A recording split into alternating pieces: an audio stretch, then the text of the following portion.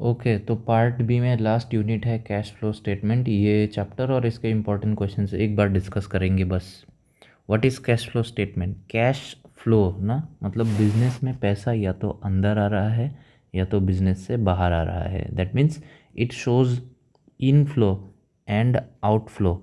Okay, inflow and outflow of cash and cash equivalent. याद रखना सिर्फ कैश नहीं, यहाँ पे दो चीज़ है, एक है कैश और दूसरा है कैश इक्विवेलेंट। ठीक है, एक बिजनेस में कैश अंदर आ रहा है या बिजनेस से कैश क्या बाहर जा रहा है। कौन से एक्टिविटीज़ से? बिजनेस में तीन एक्टिविटी होता है, remember, operating activity, investing activity और financing activity. Okay, so cash flow statement is nothing but statement which shows the inflow by outflow of cash and cash equivalent from operating activity, investing activity और financing activity. Okay, operating activity मतलब वो activity जो business अपना regular course मतलब normal सामान बेचना खरीदना, वो ऑपरेटिंग में आता है। इन्वेस्टिंग यानी कि बिजनेस अगर कुछ लॉन्ग टर्म फिक्स एसेट वगैरह खरीद के रखा है।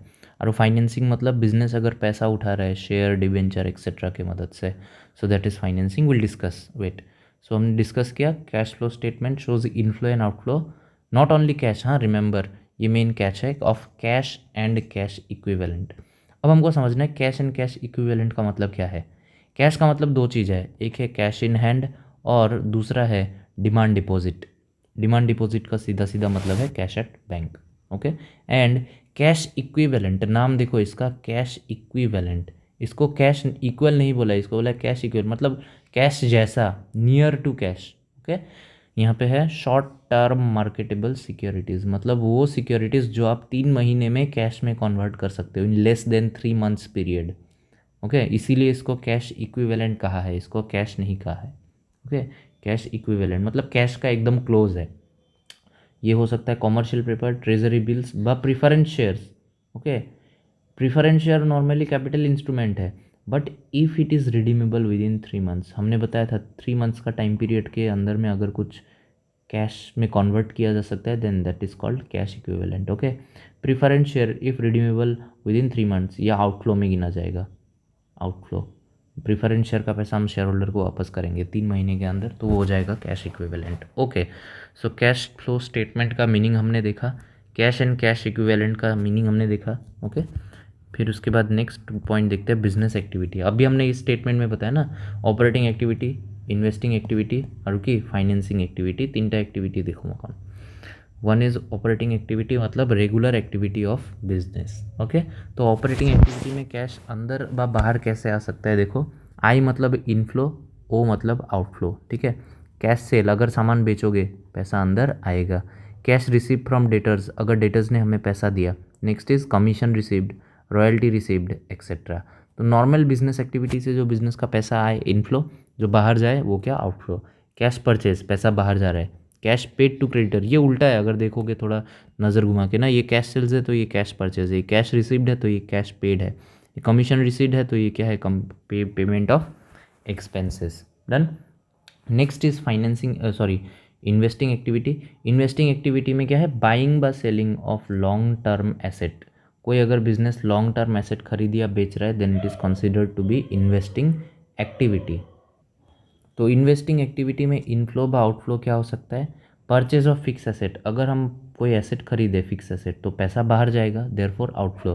Purchase of investment, okay, investment अगर कुछ खरीदे तो वो क्या है आउटफ्लो। एक्सेप्ट क्या, मार्केटेबल सिक्योरिटी अगर शॉर्ट टर्म मार्केटेबल सिक्योरिटी वो कैश एंड कैश इक्विवेलेंट हो जाएगा। Next, income tax if it is considered as investing activity तो वो भी आउटफ्लो में गिना जाएगा। Next, sale of fix asset अगर हमने एसेट बेच दिया पैसा अंदर आएगा। सेल ऑफ इन्वेस्टमेंट अगर हमने इन्वेस्टमेंट बेच दिया पैसा अंदर आएगा। Next, interest received, dividend received etcetera is considered to be cash flow from क्या activity, from investing activity. Okay, business ने कहीं पे इन्वेस्ट कर रखा है तो उसके बदले बिजनेस को इंटरेस्ट या डिविडेंड मिल रहा है, या फिर सेल किया कुछ फिक्स एसेट तो बिजनेस को पैसा मिल रहा है, इनफ्लो हो रहा है ना। अब एक डिफरेंस है यहाँ पे देखना, ये जो हमने ऑपरेटिंग एक्टिविटी पढ़ा था ये है नॉर्मल नॉन फाइनेंशियल कंपनी, माने कोई बिजनेस जो लेन देन में काम करता है, ठीक है, सामान बेचता है व खरीदता है। लेकिन कुछ ऐसा बिजनेस भी होता है जो फाइनेंस कंपनी है, like banking company and all, है ना।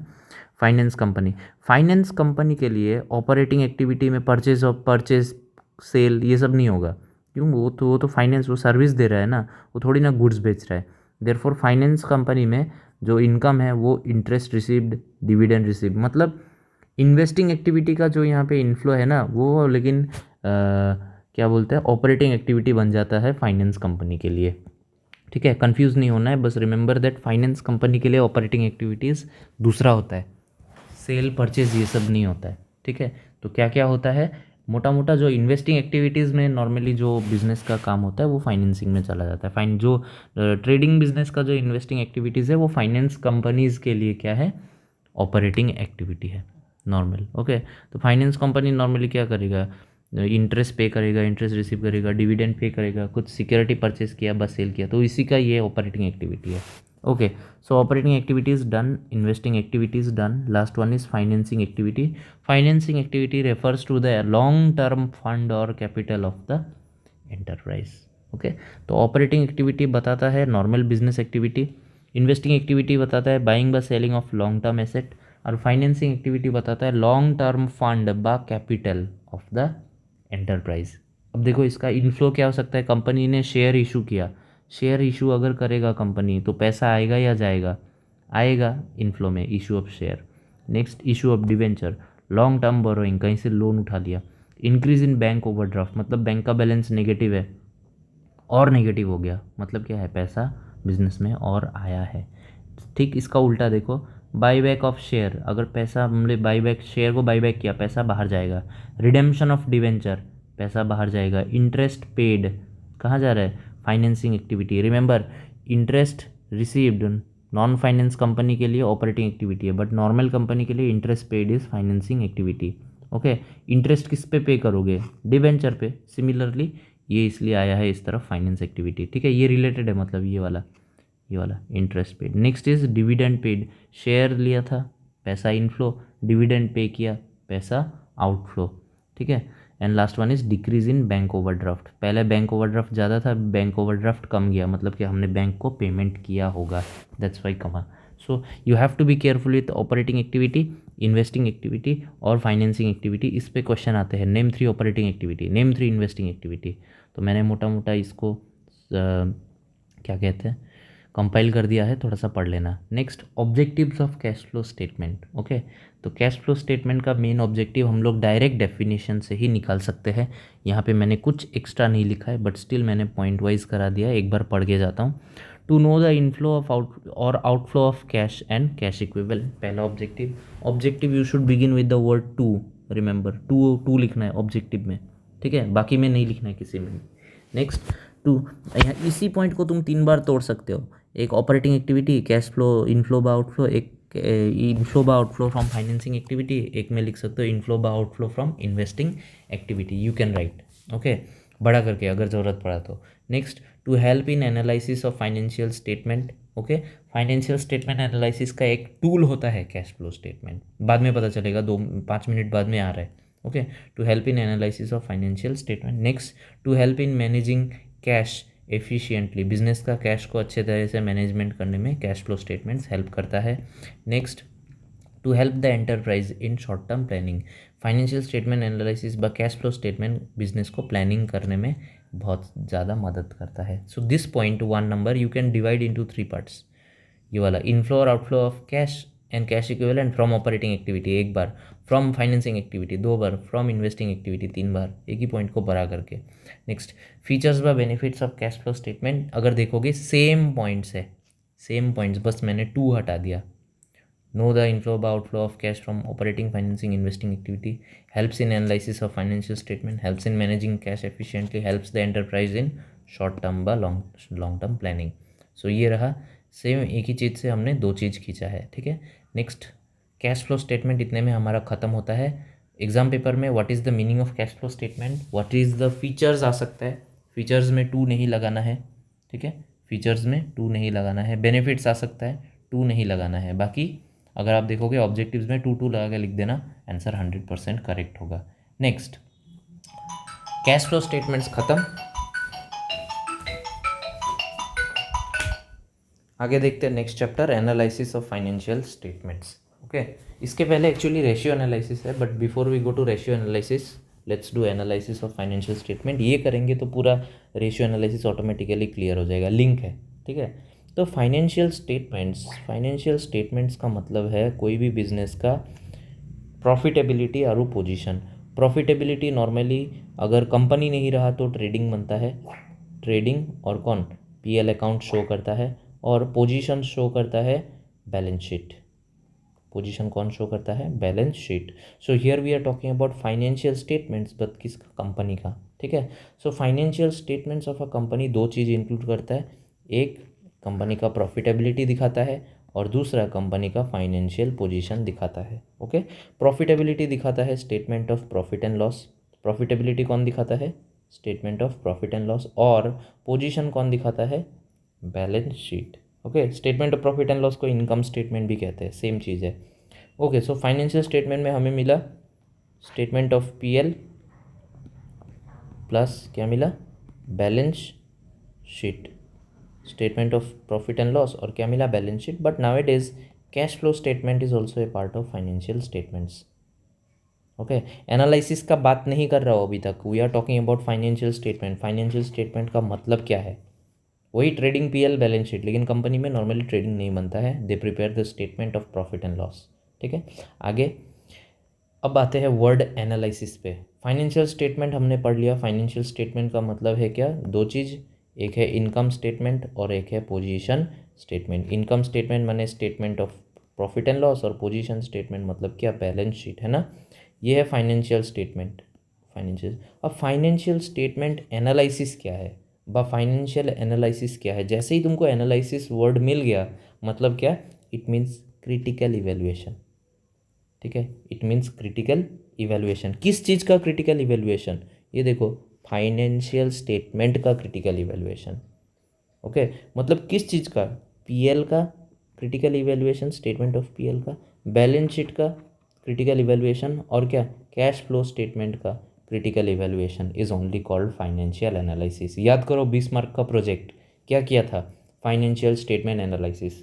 उस पर तुमने क्या किया था, you just did the critical evaluation of the information content in the financial statements, ठीक है। क्यों, to understand the company's economic health and make decision regarding the profitability and financial position. Business का प्रॉफिटेबिलिटी क्या है, वही same बात, profitability और financial position देख रहे हैं, ठीक है। किस चीज़ का क्रिटिकल इवेल्युएशन कर रहे हैं, फाइनेंशियल स्टेटमेंट। और फाइनेंशियल स्टेटमेंट माने कि statement of PL, statement of financial position माने बैलेंस शीट, और एक cash flow statement. Okay, so it is use to examine तीन चीज, one is past performance, next predict future earning, and third one risk associated with a business. तीन चीज, एक है past performance, business का past performance कैसा है, okay. Next predict future earning, future में बिजनेस कैसा चलेगा, और number 3 risk associated with the business. मोटा मोटा स्वॉट एनालिसिस जैसा चीज़ है, स्ट्रेंथ वीकनेस अपॉर्चुनिटीज़, ओके।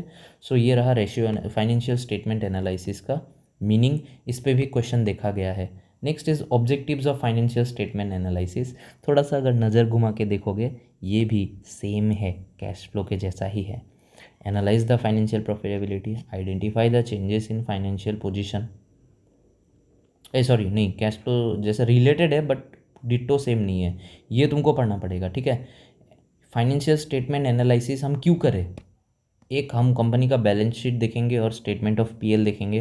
तो स्टेटमेंट ऑफ पीएल हमने देख लिया तो क्या देखेंगे, current profitability. Next balance sheet हमने देख लिया तो पता चलेगा क्या, financial position. Next to analyze the change from past performance, मतलब मैंने बार बार बोला है ऑब्जेक्टिव्स व फीचर्स हम लोग कहाँ से निकाल सकते हैं, डेफिनेशन से ही निकाल सकते हैं। देखो इसको, इस चीज़ को मैंने डेफिनेशन से ही निकाल के यहाँ पे प्लेस किया है बस, और कुछ नहीं किया। आगे to study the profitability, liquidity, efficiency and solvency of the firm. अब जिसने रेशियो एनालिसिस पढ़ा होगा वो समझ गया होगा कि there are 4 types of ratio, type 1, type 2, type 3 और क्या, टाइप 4। प्रॉफिटेबिलिटी, लिक्विडिटी, एफिशिएंसी और की सॉल्वेंसी।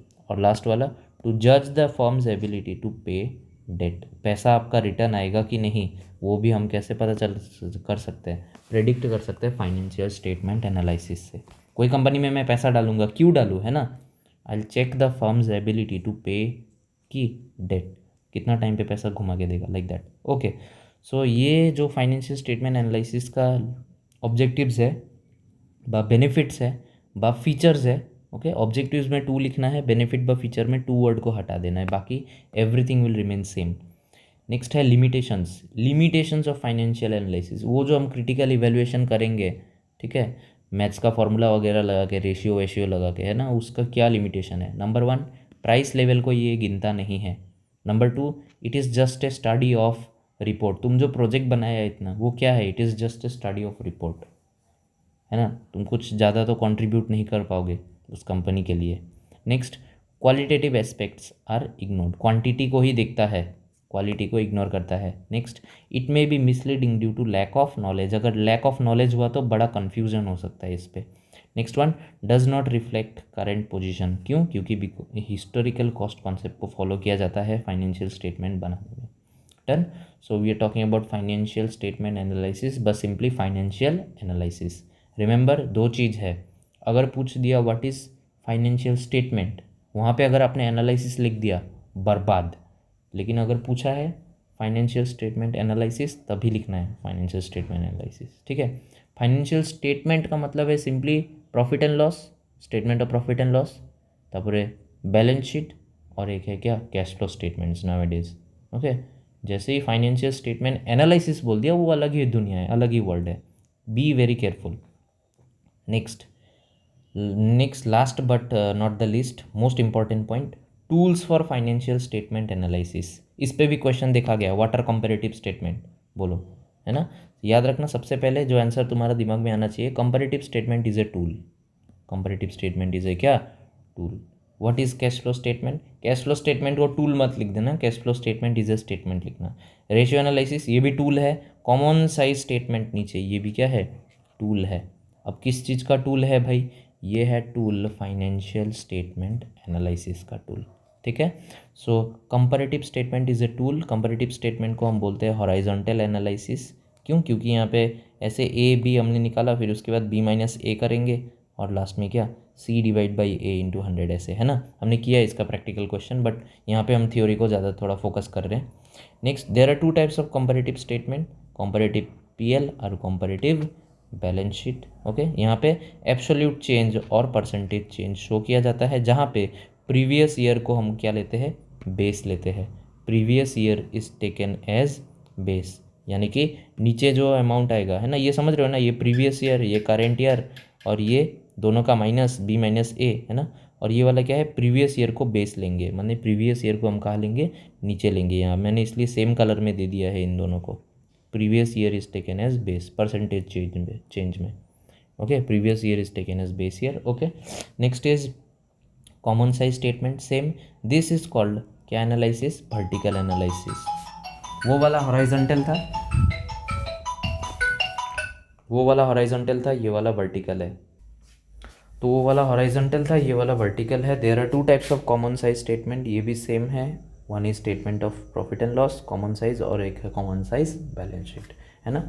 तो यहाँ पे क्या होता है, यहाँ पे देखना, यहाँ पे क्या था, एब्सोल्यूट चेंज और परसेंटेज चेंज। कॉम्पैरेटिव स्टेटमेंट में क्या था, एब्सोल्यूट चेंज था, और क्या था, percentage change, right. But common size statement में क्या है, ये शो करता है percentage change in each year, where revenue from operation जो है पीएल में 100% लिया जाता है और बेस लिया जाता है, और एसेट या लायबिलिटीज़ का जो टोटल है इन द पोजीशन स्टेटमेंट व बैलेंस शीट, उसको 100% लिया जाता है। अगर आपको याद है, हमने ऐसे किया था, कॉमन साइज बैलेंस शीट, ये वाला यहाँ पे था इक्विटी एंड लायबिलिटी, यहाँ पे था एसेट्स, है ना, यहाँ पे था क्या, एसेट्स। तो यहाँ पे कुछ टोटल दिया रहता है ना, इक्विटी एंड लायबिलिटी का टोटल, सपोज 3 लाख, है ना।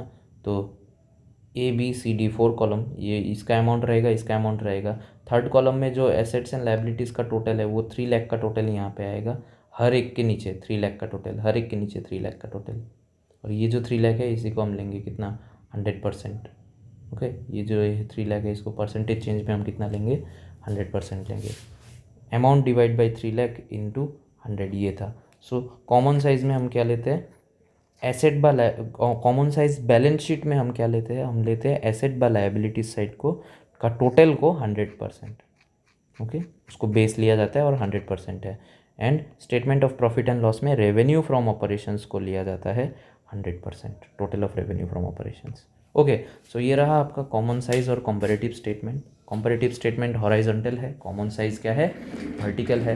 कंपैरेटिव स्टेटमेंट में हम absolute change and percentage change निकालते हैं, और ये रहा इसका पूरा का पूरा फॉर्मेट। कॉमन साइज में हम देखते हैं क्या, revenue from operation statement of PL में, और बैलेंस शीट में एसेट बाय लायबिलिटीज़ का टोटल को 100%। Next, ratio analysis. What is ratio analysis? It is also a tool, नाम आना चाहिए directly, it is a tool for financial statement analysis, okay, which helps to study liquidity, solvency, activity और profitability of the firm. तो ये वाला horizontal analysis था comparative statement, ये वाला वर्टिकल एनालिसिस है कॉमन साइज स्टेटमेंट, और ये वाला जो है लास्ट वाला ये है क्रॉस सेक्शन एनालिसिस। ओके, याद आए तो लिखो, नहीं तो रहने दो। नेक्स्ट, यहाँ पे दो रेशियो इंपॉर्टेंट है, one is liquidity ratio. Liquidity ratio में सबसे पहला करंट रेशियो। करंट रेशियो का फॉर्मूला है current assets divide by current liability. ये एमसीक्यू में बहुत बार आया हुआ है और प्रैक्टिकल सम भी आता है 3 मार्क का कभी कभी। Next, quick ratio by liquidity ratio by acid test ratio, 3 नाम है इसका। क्विक रेशियो का फॉर्मूला है quick assets divide by current liabilities. इन दोनों फॉर्मूला में बस एक ही चीज़ का डिफरेंस है, and that is nothing but यहाँ पे हम लिखते हैं करंट एसेट्स को, और यहाँ पे हम लिखते हैं क्या, क्विक एसेट्स को। तो करंट एसेट और क्विक एसेट में एक छोटा सा अंतर होता है, करंट एसेट और क्विक एसेट में एक छोटा सा डिफरेंस रहता है। क्विक एसेट जो है वो करंट एसेट से आप 3 चीज़ माइनस करने से क्विक एसेट मिलेगा। One is inventory, IPA, remember, inventory, prepaid expense और एडवांस टैक्स, इन तीनों को माइनस करेंगे तो हमको क्या मिल जाएगा, हमको मिल जाएगा क्विक एसेट्स। बाकी formula is same, there is no change in the formula. Okay, बस ऊपर का जो करंट एसेट है वो चेंज होता है, बन जाता है क्विक एसेट्स। ओके, तो सॉल्वेंसी रेशियो, यहाँ पे सॉल्वेंसी रेशियो में एक रेशियो बहुत बड़ा इंपॉर्टेंट है, that is debt equity ratio. Okay, debt equity ratio मतलब long term debt divide by shareholders fund, मतलब फॉर्मूला खुद ही बोल रहा है, उसका फॉर्मूला क्या है देखो, डेट इक्विटी माने कि डेट, और इक्विटी माने कि share holders fund, date equity ratio. Okay, so ideal date equity ratio होता है 2:1। 2:1 का डेट इक्विटी रेशियो बहुत बढ़िया कहा जाता है। सो इतना ज़्यादा ज्ञान नहीं दूंगा। सो this is about ratio analysis, and this is cash flow statement जो हमने ऑलरेडी कर दिया। ये भी क्या है, एक तरह का टूल है, बट हम इसको टूल लिख सकते हो, या you can right it is a tool for financial statement analysis. Okay, so this is about different tools. Okay, questions देखने को मिलते हैं। अगर कंपैरेटिव स्टेटमेंट का फीचर्स पूछ दिया, वो फाइनेंशियल स्टेटमेंट एनालिसिस का फीचर्स डाल दो। कॉमन साइज का फीचर पूछ दिया, उसका फीचर या बेनिफिट यहाँ पे डाल दो, सेम। ओके, सो ये सेम रेशियो एनालिसिस का हमने क्या किया है, थोड़ा सा उसको जूम करके यहाँ पे दे दिया है। अब रेशियो एनालिसिस मीनिंग क्या है, पहले ही ratio analysis is an important key tool, okay, which helps to study relationship between two, it is an arithmetical relationship, मतलब मैथ्स यूज़ होता है ना इसलिए, and it can be expressed as क्या, फ्रैक्शन हो सकता है, प्रोपोर्शन होता है, परसेंटेज हो सकता है, या फिर नंबर ऑफ टाइम्स हो सकता है।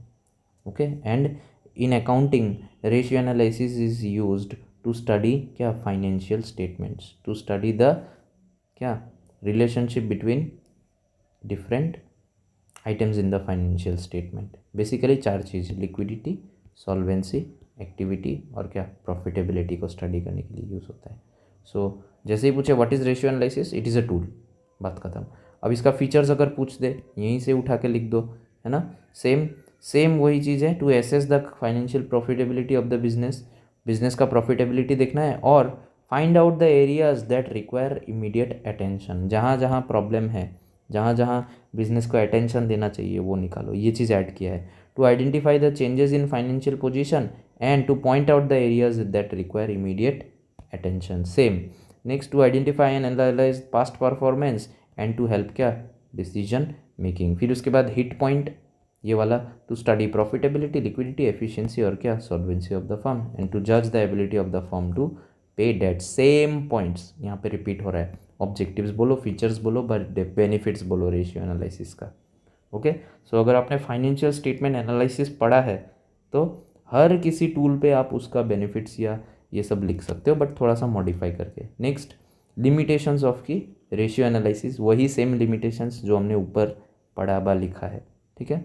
नेक्स्ट वाला, एक बोनस कंटेंट है तुम लोगों के लिए, ये वाला। Name any 3 items of current asset. Current asset का 3 आइटम क्या क्या होगा। तो अगर आपने बैलेंस शीट का पूरा फॉर्मेट देखा हो तो एसेट साइड पे 2 भाग था, एक है नॉन करेंट एसेट, एक है current asset. Non current asset में आता है फिक्स एसेट, टेंजिबल एसेट ना, फिर उसके बाद इंटेंजिबल एसेट, फिर आता है long term loans and advances, है ना, non current investment.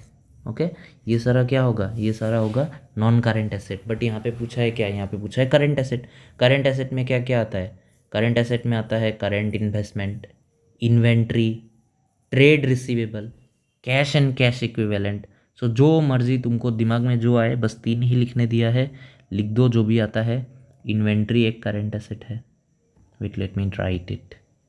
Okay, current asset क्या क्या है, इन्वेंट्री है, फिर उसके बाद ट्रेड रिसीवेबल है, पैसा मिलना बाकी है, ट्रेड रिसीवेबल है ना, फिर उसके बाद करेंट इन्वेस्टमेंट है, करेंट इन्वेस्टमेंट है, कैश एंड कैश इक्विवेलेंट भी करेंट एसेट है, कैश एंड कैश इक्विवेलेंट। अभी तो शायद बहुत बढ़िया से समझ में आ गया होगा कैश एंड कैश इक्विवेलेंट का मीनिंग। फिर उसके बाद short term loans and advances, ये लोन लिया नहीं है, हाँ लोन दिया है, इसलिए करेंट एसेट है। So all those things are there, you have to write any 3 items. अगर नॉन करेंट एसेट पूछ देता तो क्या लिखते, fix asset, tangible asset, capital work in progress, non current investment, okay, other non current assets, वैसे जो भी दिमाग में आता है 3 लिख देने से हुआ। ओके, नेक्स्ट इंपॉर्टेंट क्वेश्चन जो हम डिस्कस करने वाले हैं यहाँ पे प्रैक्टिकल है, बट उससे पहले थ्योरी वाला देख लेते हैं। Mention any 3 objectives of preparing comparative statement. क्यों बनाए कंपैरेटिव स्टेटमेंट, बस ऑब्जेक्टिव्स व बेनिफिट्स ऊपर से उठाओ, यहाँ पे छेप दो। ओके, जो यहाँ पे हमने डिस्कस किया था ना वो वाला। आगे, so current liabilities of a company, let me do this question now. Next you just follow, problem आए तो you can drop a call. Current liabilities of a company are 3,50,000। Okay, given क्या है, करेंट लायबिलिटी है 3,50,000 rupees. The current ratio is 3:1। और एक चीज़ दिया है, current ratio दिया है 3:1, current ratio 3:1। Okay, and liquid ratio दिया है 1.75:1। और दिया है लिक्विड रेशियो, लिक्विड रेशियो मतलब वो सेकेंड वाला acid test ratio, liquid ratio दिया है 1.75:2, क्या दिया है 1। कैलकुलेट करेंट एसेट्स एंड क्या बोला है, लिक्विड एसेट्स। ओ, करेंट एसेट निकालने दिया और लिक्विड एसेट निकालने दिया, कुछ नहीं है इस क्वेश्चन में। करेंट रेशियो का मतलब क्या है, करेंट रेशियो का मतलब है current asset divide by current liability, हाँ या ना, बिल्कुल हाँ। तो करेंट रेशियो लिखेंगे, current ratio equal to current asset divide by current liability. Current ratio क्या है 3/1, 3:1 मैंने कि 3/1। और करेंट एसेट नहीं पता, करेंट एसेट कितना है यही तो निकालना है ना, करेंट एसेट नहीं पता यही तो निकालना है। ये वाला सर्कल कर देता हूँ, करेंट एसेट, ये रहा करेंट एसेट। सो यहाँ पे करेंट लायबिलिटी कितना दिया है, करेंट लायबिलिटी दिया 3,50,000 रुपये, 3,50,000। तो इसको क्रॉस मल्टीप्लाई करेंगे तो आएगा current asset equal to 3,50,000 into 3, मतलब कितना 10,50,000। आंसर करेंट एसेट आया कितना 10,50,000। रुको इसको अच्छे से लिख देता हूँ, 3,50,000 ये रहा 3,50,000। तो क्रॉस मल्टीप्लाई करेंगे तो ये आएगा current asset equal to 3,50,000 into 3, यानी कि 10,50,000 is the value of current asset. एक आंसर मिल गया। नेक्स्ट वाला देखो क्या बढ़िया, यहाँ पे क्या दिया, लिक्विड रेशियो। लिक्विड रेशियो माने कि liquid ratio is nothing but liquid asset divide by current liability. बस लिक्विड रेशियो कितना दिया है 1.75:1।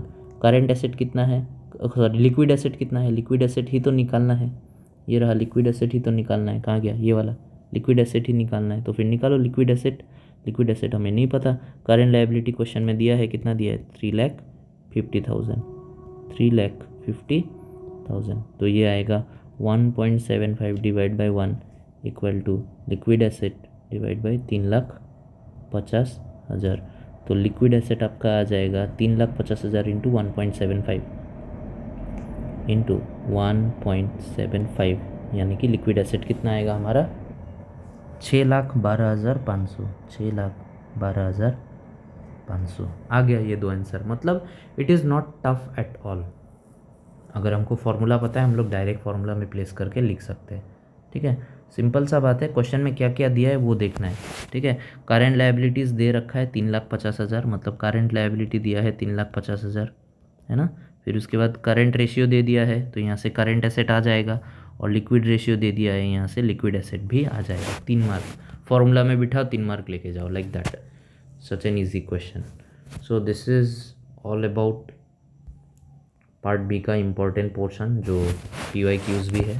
प्लीज़ इसको थोड़ा सा गो थ्रू करना। अगर किसी को कोई भी प्रॉब्लम हो तो बताना।